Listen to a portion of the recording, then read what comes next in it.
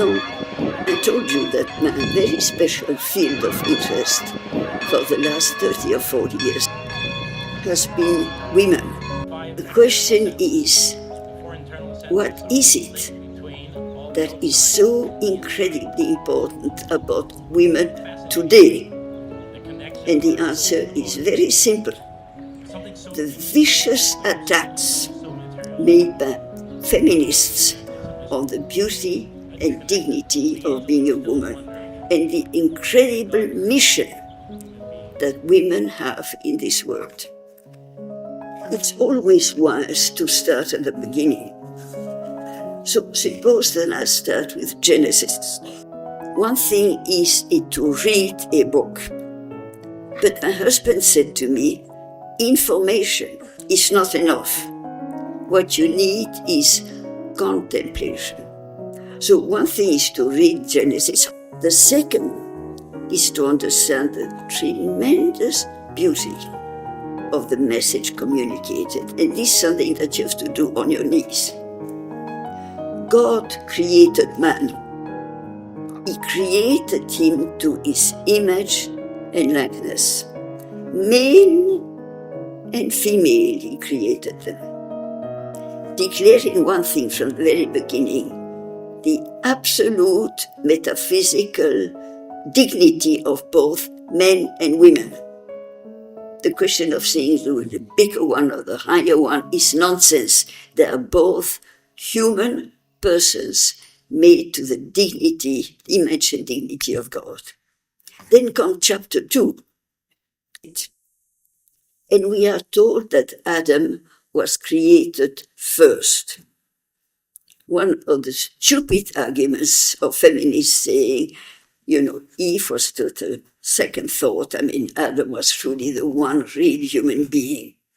Of course, it's total nonsense. I'm going to see in a moment. He created man first. And then from the body of a human person, he made the body of Eve. Being a creator, Adam's body is made from the slime of the earth. Eve is made from the body of a person.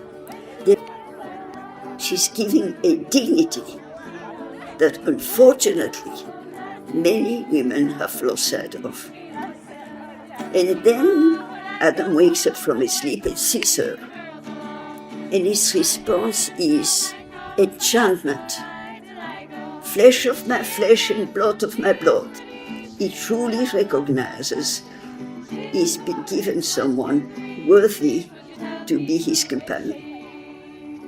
And then what happens was that the serpent, the most astute and the most vicious of all creatures, knowing that God had severely prohibited to eat of the fruit of one tree, and then he's going to turn to Eve. All my friends know that I have an immense love and admiration for St. Augustine.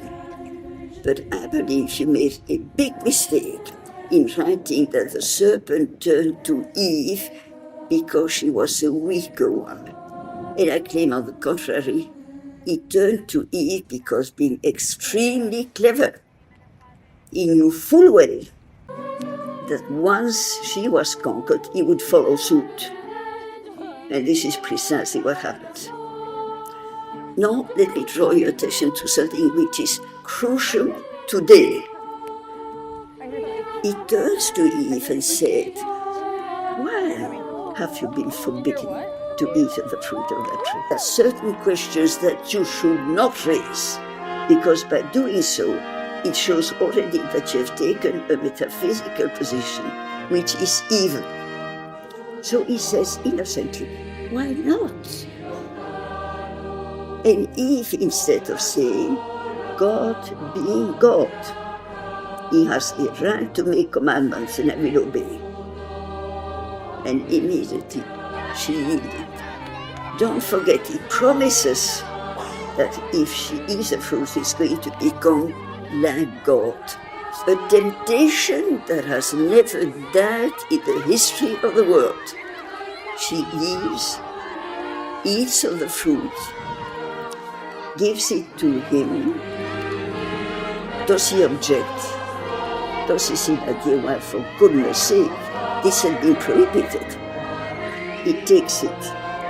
The first big wimp in history. And unfortunately, not the last one. No, let me make one remark. What is given to women? For good or for evil? Is her influence on man. She doesn't have his authority. You know, as a matter of fact, most of the time, it is the male that has the authority to make practical decisions. But certainly infinitely more important. Authority can command actions, influences, changes souls, for good or for evil. And both of them are guilty. God, of course, knows it, questions them, and questions Eve, puts the blame on the serpent. Before original sin,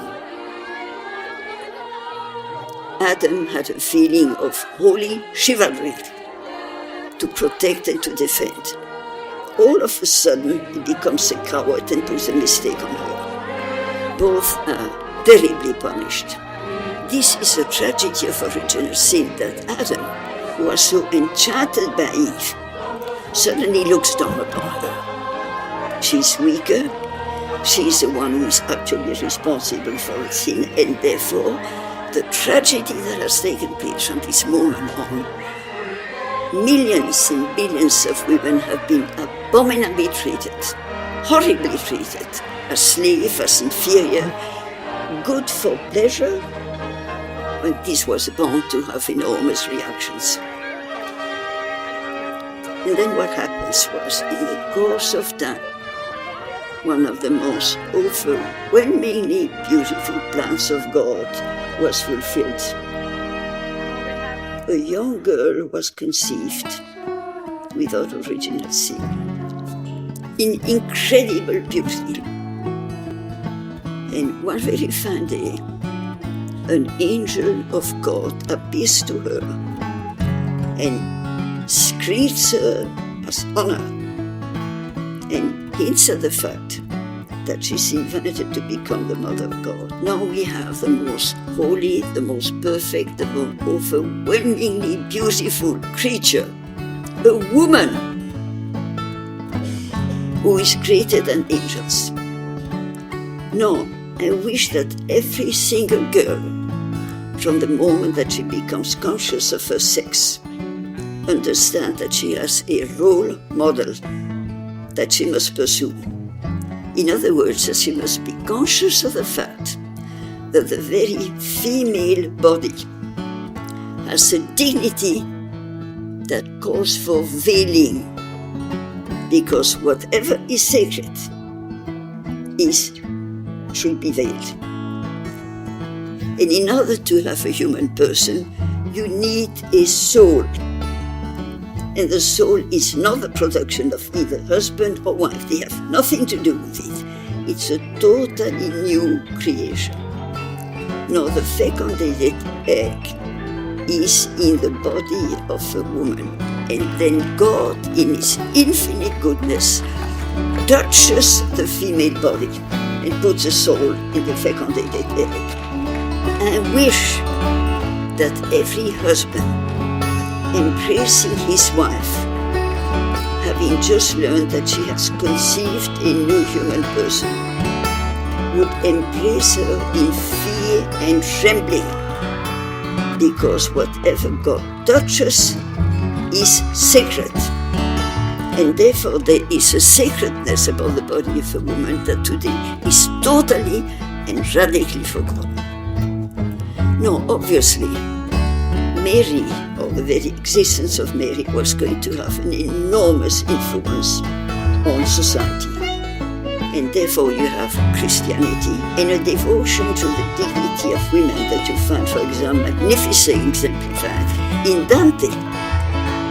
And in this very moment, the woman is understood to be a messenger of God, and therefore she is treated with trembling reverence.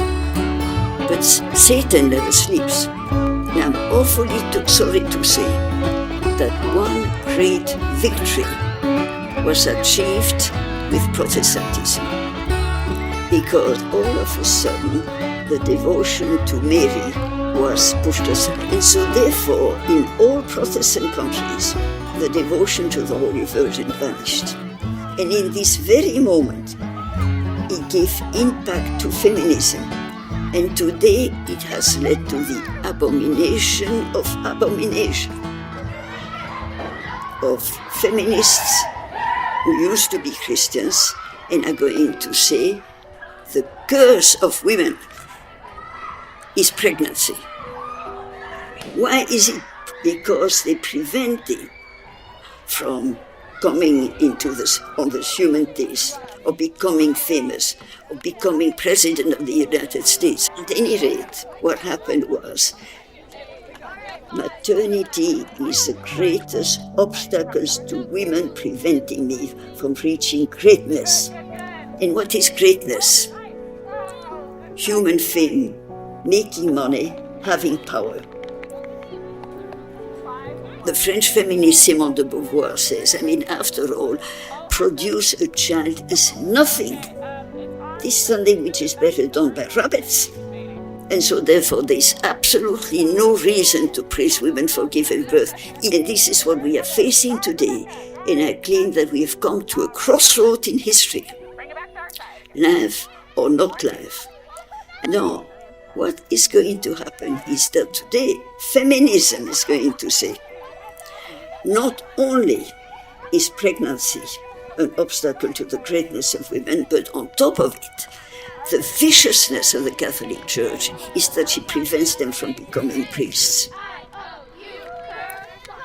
Let me make one remark. The day that men can give birth, in this very day I will battle for the priesthood of women. But they can't. And this is something which is intrinsically impossible. Mary is the mother of the only priest. And being the mother of the only priest, you will understand that it's impossible to be mother and son simultaneously. Therefore, it's not the Church doesn't want to ordain women. It cannot, because it doesn't make any sense at all to say the mother and the son are identical in their function. Keep in mind that we are in a crossroad. Today, the mission of women is to become conscious of the beauty and dignity of their function. And by so doing, they will reconquer men. And I said today, until women rediscover the beauty of the mission and stand for life, the world is doomed.